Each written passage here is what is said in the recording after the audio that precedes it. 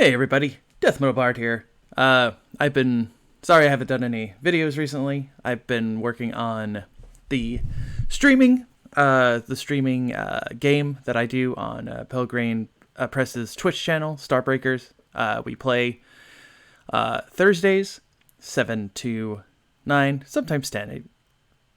Sometimes combat takes a while, you know.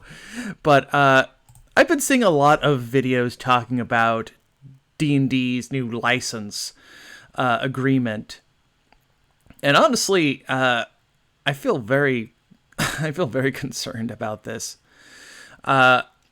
Since I play 13th Age, which has a lot of the OGL material in it, so let's kind of look at what we got here for. This is from Gizmodo. I've seen quite a few people talking about it. The thing that kind of concerns me, as you can kind of see right here, it says it's become unauthorized. And it won't be, like, new content won't be permitted under the original license. That right there is a major concern, I feel. Oh, and there was the original license right there. This is the original license, I think, for... Or is this the new one? Is this the new one? I think this is. No, it isn't. This is 1.0A, so this is the old one. And I'm not really going to go through all that just because of how much stuff is there. But you can see that this is, has much of the materials here. Right here, number 4. In consideration for agreeing to use this license, the contributors grant you a perpetual Warworld royalty-free, non-exclusive license with the exact terms of this license to use the open game content.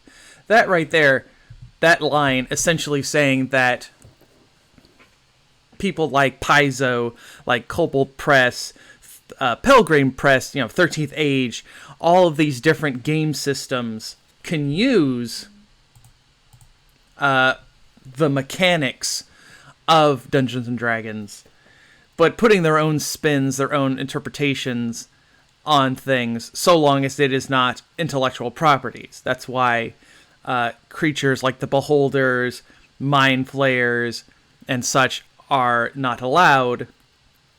But you can see, a few derivatives. At least in some video games, they kind of make references to, like, Beholders and Mind Flayers and such. Now, the SRD, the System Resource Document, which is, I think, personally a lifesaver for tons of, not just GMs, but players, as it creates a one-way spot to find stuff for races, classes, and everything else just relatively quickly, and provides you with enough materials to essentially help with creating your game, or kind of homebrewing your game. And even if you're just using, like, D&D, like if you're just using 5e or using Pathfinder or 13th Age, having an SRD which is easily accessible for players helps, as it gives them, again, just easier access to make their characters more quickly and sometimes more concisely than it can be with just regular materials. And the fact that the 1.0, the original, the OGL, was published in 2000. This is roughly around the time, I believe, 4E came out.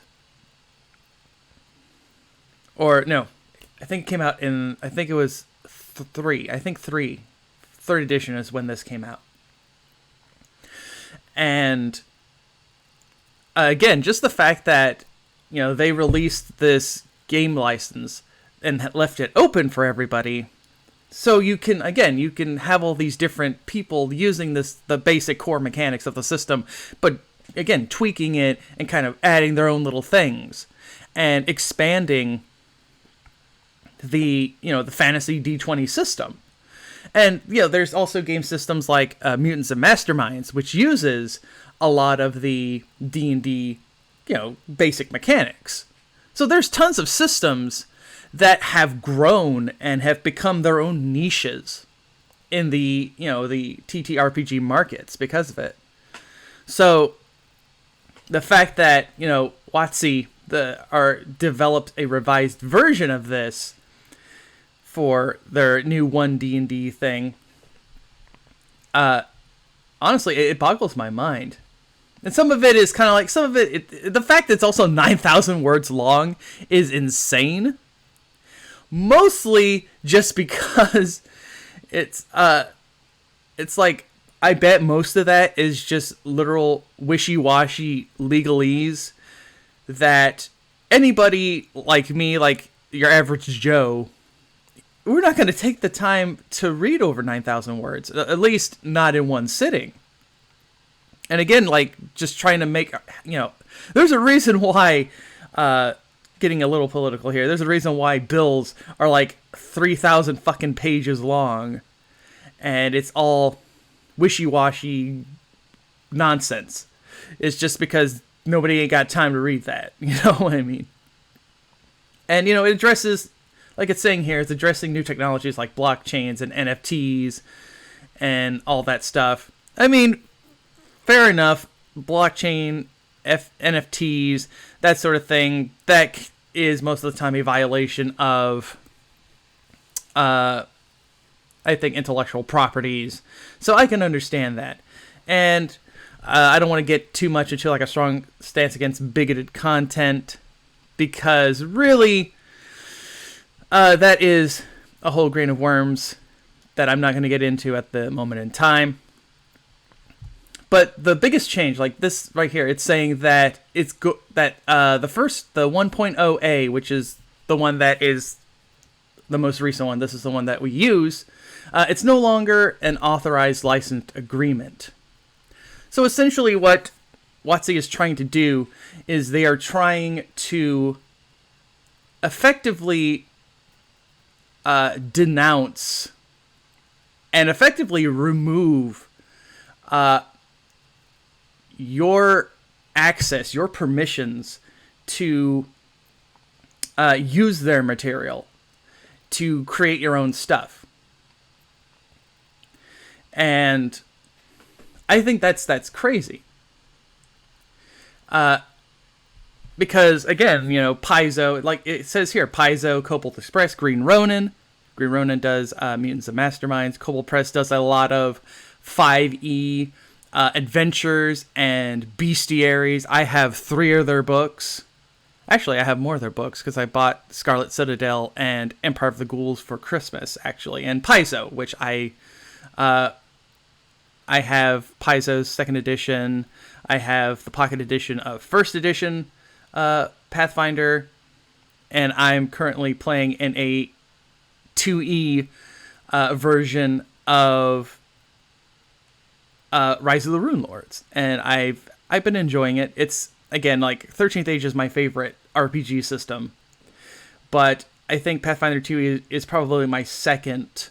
If I had to choose between like 13th Age, D&D, and Pathfinder, as if I couldn't play 13th Age, Pathfinder would probably be the second option that I would definitely be interested in playing in, because I think that it still has a lot of good stuff in it. It's still crunchy and still kind of in a lot of places, but it's still enjoyable. So the fact with the removal of the OGL, or this attempt to implement 1.1, there's going to be a lot of problems, a lot of issues, I feel, in my personal opinion. Not just from, honestly, from a legal standpoint, I don't even know if D&D can actually do that. I don't know if they can actually deauthorize the OGL 1.0A. But One of the, aside from, the fact that they're trying to deauthorize this material, the fact that it's going to affect stuff like videos, virtual tabletops, computer games, novels, all these different things is also very disconcerting. Saying that it's only going to be, that the new OGL will only be for role-playing games and supplements in printed media and static electric file formats, which, okay, so core books, supplement books, that kind of thing. However, a lot of people have started to transition themselves away from printed media and are using more static electrofile formats, PDFs, that sort of thing. So, using virtual tabletops, a lot of people are starting to use those more often, and I think a lot of that kind of happened with the pandemic and the rise of it, and what have you. Let's see, there's, I think it's here? I think it's here. Yeah, like here, they have a tier system for, like, your revenue. So if you're making over $750,000, WotC gets a cut of that, which is honestly insane, in my personal opinion. I mean, granted, I do think that WotC should get a little bit of the money, a little cut of the money, simply because, you're using their material, but not 20% or 25%. Especially if, you're a company that is employing a lot of people or has put in a lot of money for art and all those types of things. Like, that is just crazy. And also here, it's saying is no matter what tier you are in or how much money you believe your product will make, you have to register with them to any licensed work you intend to offer to sell, including a description, and you'll have to have the contact information and all of that stuff. That to me is crazy. That you have to register with them not only what you're making and what you intend to price it at, but your contact information. That to me screams the fact that they just want to use you as just freelancers without actually having to pay for it, which is honestly crazy. And Kickstarter, I think it's just probably just like a no-brainer. Is that Kickstarter is a bigger crowdfunding website, and that's maybe they have a deal with them too that could possibly cause a problem. And then we have here, here we go. This right here, the is WotC essentially putting it that they can modify or terminate the agreement that they had for you if you decide to use the new OGL for any reason, provided 30 days notice, which is, for anybody who has worked on any kind of projects, 30 days notice is really, really short. That's a really small amount of time to modify something, especially if it's core materials. And also, just this line here, WotC also gets the right to use any content that licensees create, whether commercial or non-commercial. That right there, aside from like the tier thing and like them getting a cut of your Kickstarter funds or anything, the fact that they would get the right to use anything that you make, whether you're selling it for money or not. And it also, it says it'll have a non-exclusive, perpetual, irrevocable, worldwide, sub-licensable, royalty-free license to use that content. So the fact of the matter is, you have, again, let's go with Kobold Press, for example. They release another bestiary. They do Toma Beasts 4, Turbo Edition, let's say. And they put it under this new OGL license. That means that wizards would literally have access to those monsters, and they can use them however they want, even though Kobold Press is the ones who spent the time writing about the monsters, making the mechanics for the monsters, the lore for the monsters, getting artwork made of the monsters, everything. They did all the work, and now WotC would have access to that, and they don't have to pay Kobold Press anything. And Kobold Press, and that's for commercial works. Let's say you just make a basic mechanic for crafting. I know there's like 1,000 crafting. People have made like 1,000 like crafting homebrews. But you decide to make one, and you put it up using the 1.1 OGL, and WotC just takes it, and you were like, no, I don't want to make it for money. This is just for people to want to play with and enjoy. WotC just takes it and starts selling it. They put it in their new book, and they start selling it en masse. And maybe it's really, really popular. So now you've lost access to something that could have made you some money if you had decided to do so. Oh my goodness. Sorry about my voice. But that stuff right there, to me, the way that this is looking, the way that this entire thing is looking, it looks as if Wizards is effectively trying to monopolize and bully out its competition. Because with the original OGL 1.0A, Pathfinder, 13th Age, Kobold Press, Mutants and Masterminds, tons of different systems used that material and created, like I said before, a niche, and have made themselves good competition. Paizo, especially being the number 2 in this situation to Wizards of the Coast, Dungeons and Dragons. So, again, this just reeks of them just attempting to bully out everyone and essentially say, oh, you want to use our stuff? You better pay up. It sounds like that. It sounds like they're getting really money grubbing here. Now, granted, this could change.